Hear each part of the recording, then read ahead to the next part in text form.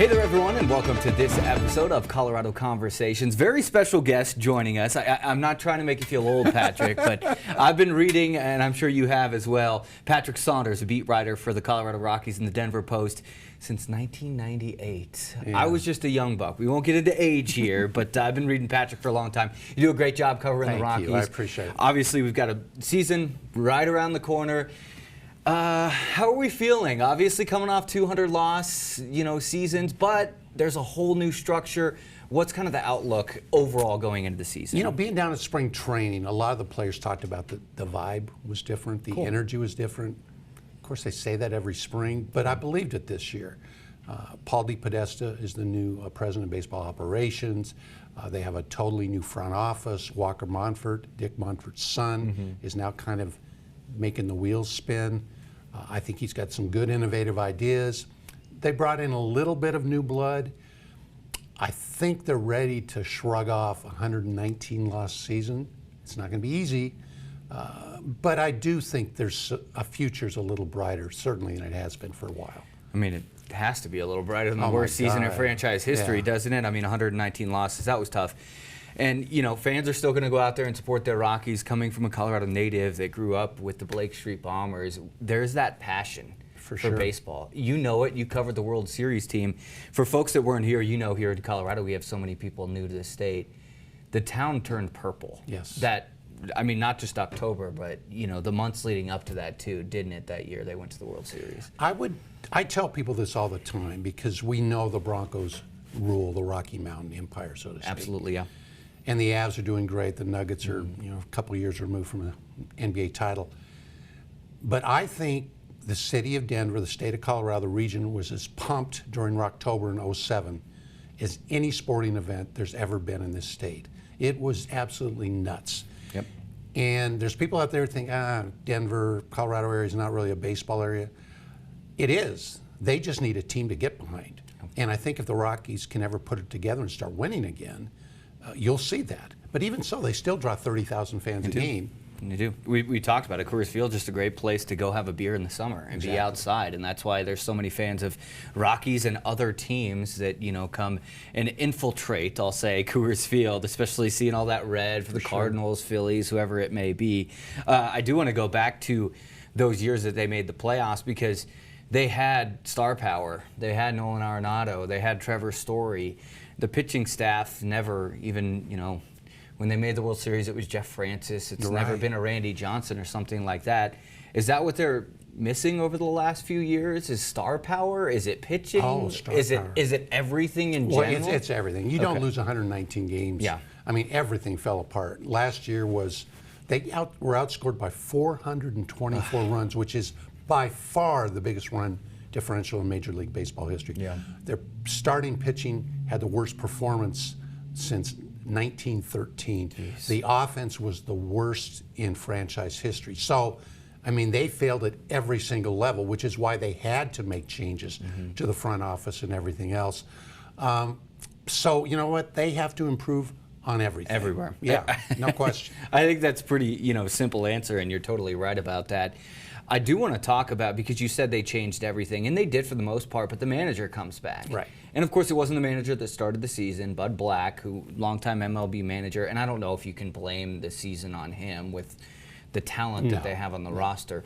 So Warren Schaefer, the, holdover coming in, why do you think he was kept around by the new leadership group, the new management? Why do you think they kept him? I know he was the interim manager, but why do you think they kept him? A couple reasons. First, you need a little bit of a bridge, even though last year was a disaster. You need some sort of bridge between the new and a little bit of the old. So that's part of it. Yeah. The other part of it is Warren is a really good communicator. The players genuinely love him. He knows baseball. He's incredibly hardworking. I think he's intuitive. He knows the game. So all of those things kind of made it a no-brainer. I know a lot of people would say, well, just get rid of everybody, including the manager. Yeah.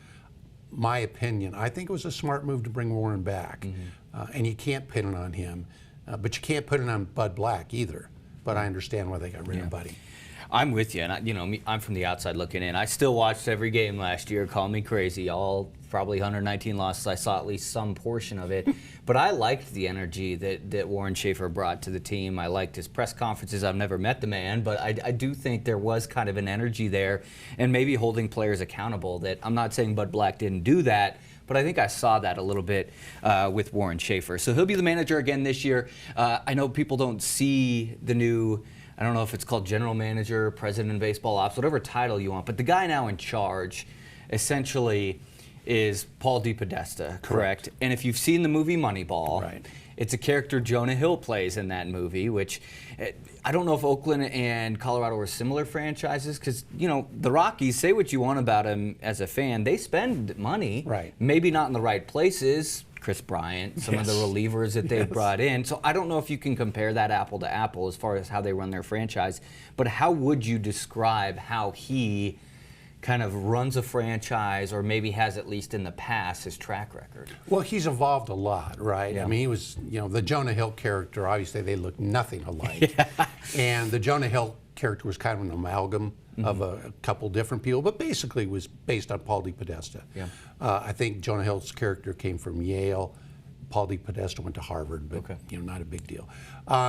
He was 10 years outside of baseball. He was with the Cleveland Browns organization for a decade. That's right. He's an analytics guy. He's a numbers cruncher, so to speak. But he also played baseball at Harvard. He has a feel for the game. I think he's evolved. You have to remember, when Moneyball came out and it portrayed the A's, that was the beginning of a whole new era of baseball. Yep. Now everybody does what the A's did back then. So it's not going to be this revolutionary look at the Rockies. But I do think we're going to see some surprises this upcoming season. I think they may pitch differently. We might see an opener to start games instead of a traditional starter at some point. Not to get too deep in the weeds, but we're going to see some differences because he's an imaginative person. I think, I think that's a perfect way to put it, because analytics is such a part of the game now. In every sport, football, they're using it. I mean, and why not if you have that data? So you're saying back in the Moneyball era, that was when maybe they were the only ones using the analytics. I think one of the maybe negatives on the Rockies over the last several seasons is they don't use analytics. So you think that's going to be a major change with this new management? Well, it's not fair to say they don't use analytics. They were behind the curve, so to speak. They didn't have the manpower. They didn't have the technology throughout their system, including the farm system. They're upgrading that. They've increased their staff. The biggest problem with analytics, and people don't understand this, you can have all the numbers in the world you want, but if you don't have people who can convey all that data in layman's terms to the players and basically pass the technology on, it doesn't do you any good. What the Rockies are trying to do is not only increase their analytics and their data, but have people in place who can convey that to the players. And everybody I've talked to during spring training has said they think the Rockies have done a much better job of that. Interesting. Yeah, I hadn't heard that before. And if you have the data, this pitcher throws this pitch in these counts, the players need that information. That's important to them. Speaking of the players, there's going to be some familiar faces coming back, maybe some new players in the opening day roster. By the way, in the Denver Post, Patrick just had his opening day roster predictions posted there, the 26-man roster, so go check that out. But I mentioned no superstars a little bit ago. Maybe I'm biased and Rockies fans are biased. I think Ezekiel Tovar could be a superstar. I think Hunter Goodman, he was an all-star last year. He might be the best hitting catcher in the National League.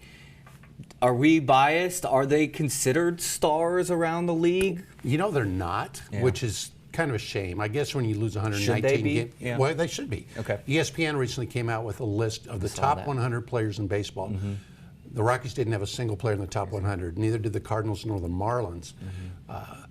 Tovar probably would have made it, except he had a bad 2025. He was hurt twice. I was really surprised Hunter Goodman, the catcher, didn't make it. As you said, he had more homers. He had the best average of any catcher in the National League. Brenton Doyle, two-time Gold Glover. He fell off the map a little bit last year. He had some personal problems, not him personally, but his family. He had a down year. So there are a couple players that could be stars of the future. The guy I keep touting, the guy I'm really excited to see, is Kyle Karros, the new third baseman. Now, it's not a lock he's going to be on the opening day roster. He's still in the bubble. But he strikes me as a player that you want to come out and watch play third base. And I think he's going to be a big-time hitter. He played, of course, at the end of last season with the Rockies, and I enjoyed watching him play. His dad was a heck of a baseball player, too, if you recognize the Karros name. All right, so we're going to get more into this opening day roster, who we think can make the team, and maybe some new faces that you'll see out at Coors Field when we come back on this episode of Colorado Conversations. Stay with us.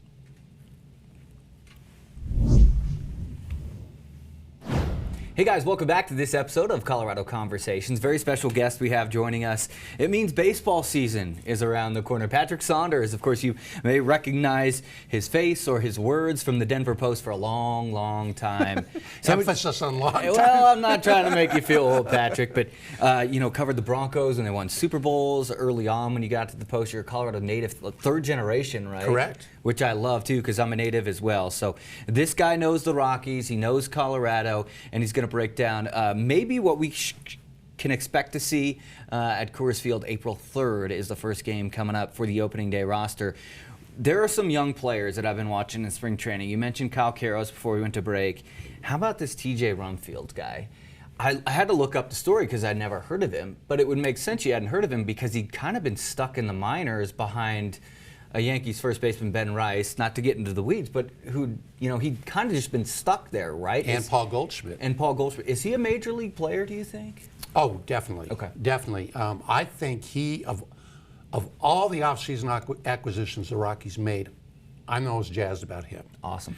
Me too. He's got power. He's shown it in spring training. He put up the most home runs in spring training of any of the Rockies. He can play the position. He's got a great attitude.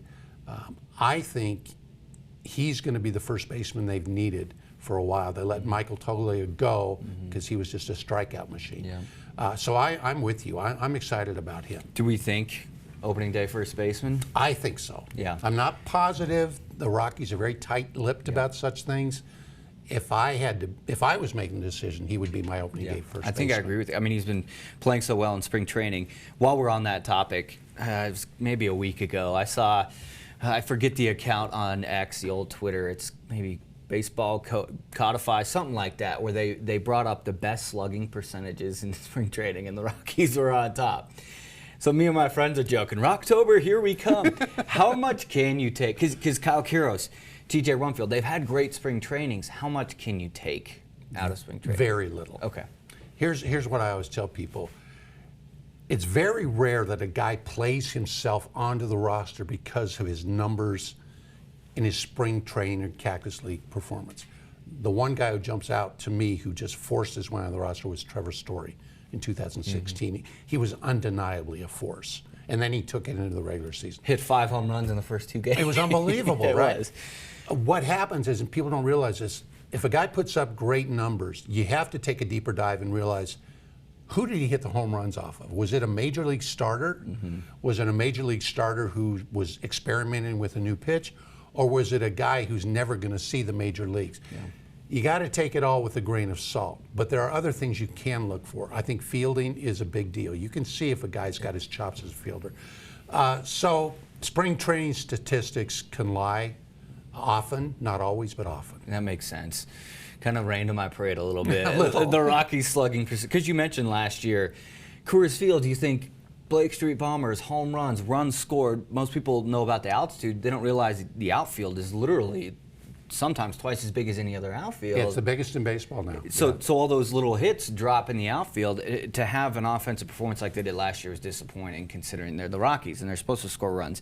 Okay, so we talked about Kyle Karros, hopefully opening day third baseman. We'll see TJ Rumfield, first baseman we could see. What are some of the other positions do you think that are up for grabs? I think, center field's solidified. Brandon Doyle, for sure. Catcher solidified. Hunter Goodman. Shortstop solidified. Ezekiel Tovar. But as we go around the horn here, what do you think? Well, Willie Castro, one of their few free agent acquisitions.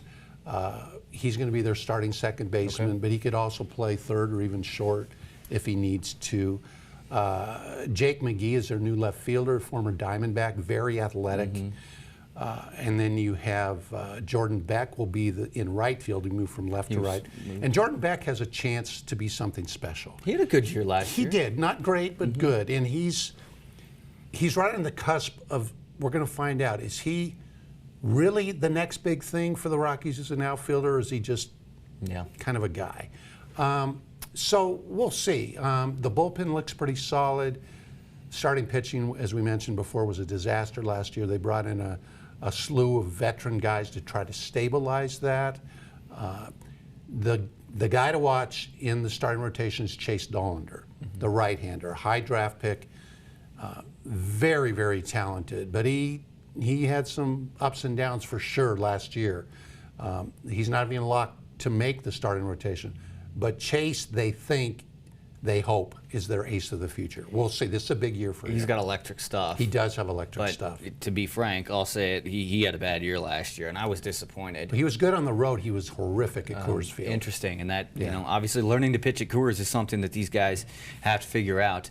Speaking of Coors Field, April 3rd is the home opener against a really good team in the Philadelphia Phillies, so get your tickets now, because I was telling Patrick here, last year it was a random Tuesday night game, maybe a different night, but they were playing the Phillies, and it was 80% red in there. So you know there's going to be some Phillies fans trying to get their hands on tickets, but we got to fill up that stadium in purple on April 3rd. We've got one more segment coming up here on this episode of Colorado Conversations. Stay with us.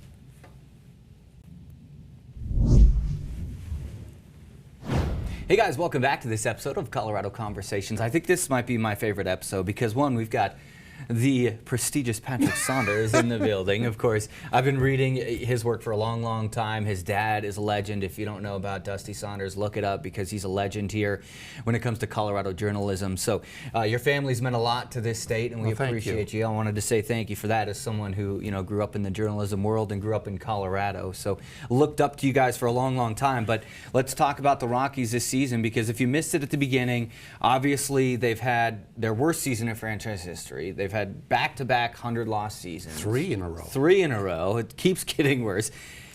Is there an opportunity to, I don't know if there's a chance to make the playoffs. I'll let you talk about this. Is there an opportunity to not lose 100 games? You know, the Rockies would never tell you that's a goal. Yeah. They pretend 100 is just an arbitrary number. I don't buy it. I'm with you. Right? I think 100 is a negative. Sustained. It is. Perfect way to put it. Somebody asked me, I do a thing called a Rockies mailbag where fans ask me questions, and somebody asked me, could the Rockies maybe win 70 games this year? That would be a 27-game increase from last year, and I basically said, I don't think so. Yeah. I'm thinking the Rockies, if they can come close to not losing 100, win maybe 20 more games than last year and only lose 99, and people are going to be like, what are you, crazy? That's not much progress. Well, it is. Yeah. I mean, the Chicago White Sox, who had in 2024 lost 121 games, they only lost 102 last year, and a lot of people were thinking, oh, quantum leap. Yeah. Maybe not quantum leap, but I think it is. Warren Schaefer, the manager, has said, we're going to get better a lot quicker than most people think. Okay. I hope he's right, but I encourage fans, it's going to take a while. Yeah. The playoffs are probably 2-3 years down the road to be, I don't know, maybe I'll be retired by then. Well, we hope not. As fans of the Rockies, we enjoy being able to read your stuff. But if there is maybe something to get excited about, is it the young talent? It is. I mean, Goodman, Tovar, Beck, these are all young guys that hopefully will develop into stars one day. Yeah, and I think what's going to be cool, Schaefer, as I was mentioning a minute before, he has a vision for this team. He wants a very athletic, action-packed team. The Rockies don't have a Blake Street Bomber type lineup. Yeah. Truthfully, in this day and age, they probably couldn't afford it with free agency. But they want to steal more bases. They want to be active, run, play good defense, press the action. And if they get, homers, great. I think it's going to be a more entertaining team this year.